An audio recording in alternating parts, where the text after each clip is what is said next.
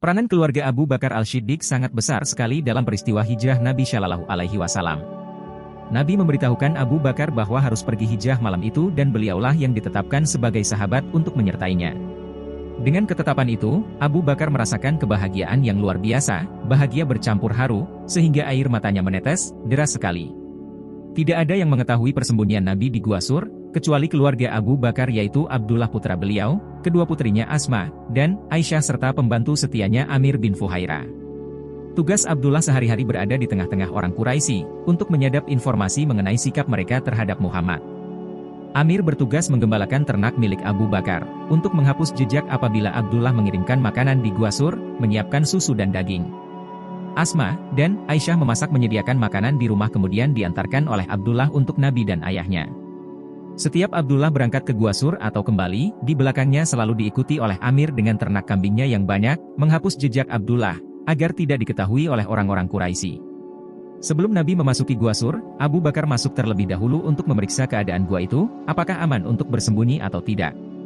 Dalam gua itu biasanya ditempati oleh binatang-binatang buas dan serangga berbisa. Setelah Abu Bakar memeriksanya dan dianggap aman, baru memberitahu Nabi agar beliau masuk ke dalamnya. Dalam gua itu, karena sangat lelah, Nabi tertidur, meletakkan kepalanya di paha Abu Bakar. Kaki Nabi terlihat melepuh bengkak, karena beliau berjalan tanpa alas kaki. Waktu memangku Nabi yang sedang tidur itu, tiba-tiba Abu Bakar melihat di dekat jempol kakinya ada lubang yang luput dari pengamatannya. Dari lubang itu akan keluar kalajengking besar yang siap menyengat. Abu Bakar segera menutup lubang itu dengan ibu jari kakinya. Segera setelah itu dirasakan olehnya sengatan kalajengking yang sangat menyakitkan, sehingga sengatan itu seolah-olah dirasakan sampai ke ulu hati. Menahan sakit yang luar biasa itu mengakibatkan badan Abu Bakar menggigil dan seluruh tubuhnya gemetar, sehingga Nabi terjaga dari tidurnya. Baru Nabi mengetahui apa yang terjadi.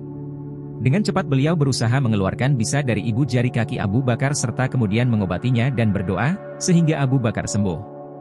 M. Muhyiddin, Sayyiduna Muhammad Nabi Ar-Rahmah, halaman 60. Orang-orang musyrik Quraisy merasa kecewa dan menyesal luar biasa, setelah Nabi lolos dari kepungan mereka.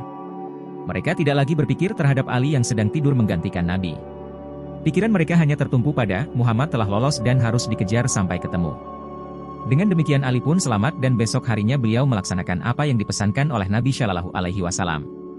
Orang-orang musyrik Quraisy terus mencari Nabi, dengan menggunakan ahli-ahli jejak padang pasir, sampai kemudian mendekati Gua Sur, tempat persembunyian Nabi dan Abu Bakar. Mulanya mereka sudah mengira Nabi bersembunyi di gua itu, tetapi setelah mereka melihat di mulut gua itu terdapat sarang laba-laba, di sampingnya ada 2 ekor burung dara sedang mengerami telurnya dan ada dahan-dahan pohon yang menutup lubang gua itu, mereka yakin gua itu tidak mungkin ada penghuninya. Mereka terlampau percaya terhadap perhitungan rasionya, sehingga berkeyakinan demikian. Sebenarnya pada saat orang-orang Quraisy itu naik ke Bukit Sur dan mengamati gua itu, saat itu merupakan detik-detik yang menegangkan. Abu Bakar melihat kaki-kaki mereka, sehingga beliau berbisik kepada Nabi, "Wahai Rasulullah, sekiranya mereka melihat ke bawah telapak kakinya, pasti akan melihat kami." Nabi menjawab, "Wahai Abu Bakar, apa yang kamu kira bahwa kita ini hanya berdua? Ketahuilah, yang ketiganya adalah Allah yang melindungi kita." Itulah kenangan di Gua Sur, yang mencekam dan menegangkan. Hari-hari berikutnya, dirasakan agak lega, tidak begitu mengkhawatirkan.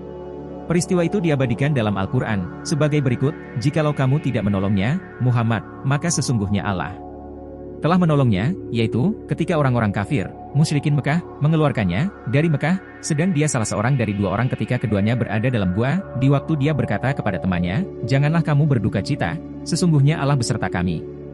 Maka Allah menurunkan ketenangannya kepada Muhammad, dan membantunya dengan tentara yang kamu tidak melihatnya, dan Al-Quran menjadikan orang-orang kafir itulah yang rendah. Dan kalimat Allah itulah yang tinggi. Allah Maha Perkasa lagi Maha Bijaksana." Quran Surat Al-Taubah, Juz 9 ayat 40. Setelah 3 hari berada di Gua Sur, Nabi Shallallahu Alaihi Wasallam dan Abu Bakar pergi berhijrah ke Madinah dengan mengendarai 2 ekor unta yang telah disiapkan Abu Bakar. Segala persiapan dan bekal untuk perjalanan telah disiapkan oleh Asma dan Aisyah, kakak beradik putri Abu Bakar yang sangat setia membela Nabi. Selain menyediakan 2 ekor unta, Abu Bakar menyiapkan uang sebanyak 5-6 ribu dirham.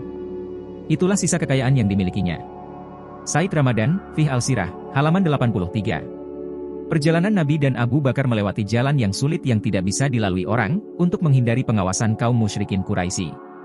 Para sahabat Nabi yang lain berhijrah secara sembunyi-sembunyi, kecuali Umar ibn Al-Khattab, seorang pahlawan yang dijuluki singa padang pasir.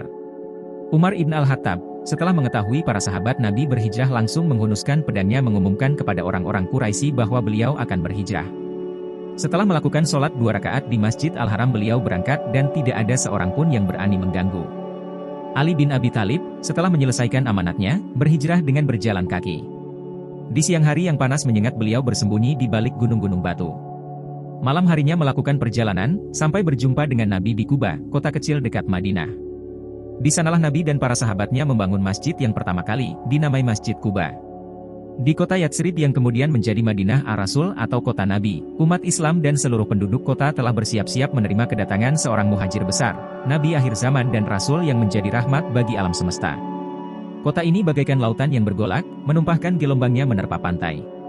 Semua orang, besar dan kecil, pria wanita, kaya miskin menyatu dalam suasana bahagia, gembira bercampur haru, menyambut kedatangan seorang pemimpin yang mereka dambakan. Dengan alunan musik padang pasir yang khas, pemuda-pemudi Madinah yang gagah dan cantik.